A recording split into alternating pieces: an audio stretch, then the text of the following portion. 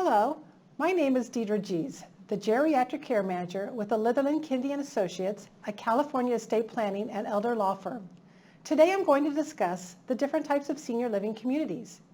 You may have friends who have talked about moving or actually have moved because they are interested in downsizing, perhaps wanting a simpler lifestyle or just want to be closer to family. You may have been the one actually starting this conversation with friends or family. But what are your options? They are vast, and I cannot cover every possibility now, but let's focus on senior communities as a possible place to move to.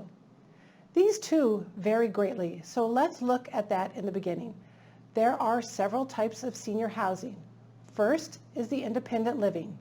This is a category that includes communities where everyone is independent. Someone must be over the age of 55, and you have a choice to rent or buy depending on the community.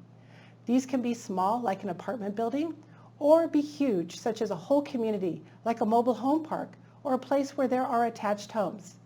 In addition, someone can choose to live independently in what is called a residential care facility for the elderly. These are also referred to as RCFEs, or a continuing care retirement community, also referred to as a CCRC. I will talk more about these two later in a bit.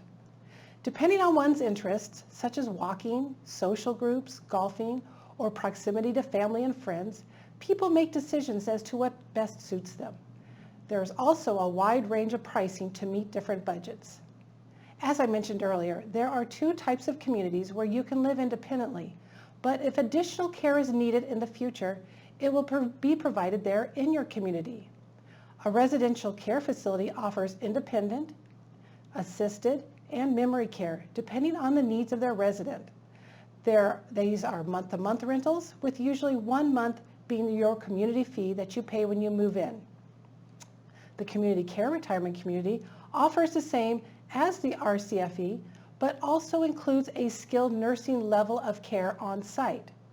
Where these different communities differ greatly is that they offer what is called a buy-in. This buy-in usually costs thousands of dollars, and you still are paying the same monthly rent. These tend to be more affluent of a community, and one really needs to know what the contract states because of the money involved before buying in. If you decide to make a move because you require care, then assisted living level of care can be at a board and care home. These are usually the most affordable way to receive 24-hour care.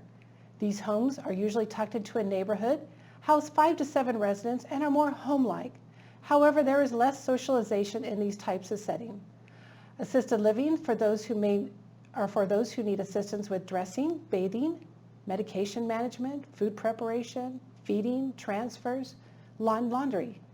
You will be evaluated by the staff prior to move-in and to determine how much care you need, and your cost will increase as the level of care goes up.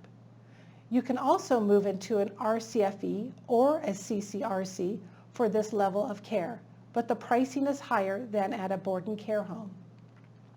Although you too may never want to live in a nursing facility, it also deserves mention here because if your level of care is very high and affording this level of care in your home or outside the home is cost prohibitive, then a skilled nursing facility is an option if government assistance can be applied for to help pay for this care. It is much easier to transition in this sort of facility if you already live in a CCRC, which can provide a skilled nursing level of care while still in the same community that you perhaps have lived in for years and have established a support group there, and you're also familiar with the facility. I hope you found this information useful, and if you have any questions for your specific situation, you can reach out to me. Thank you.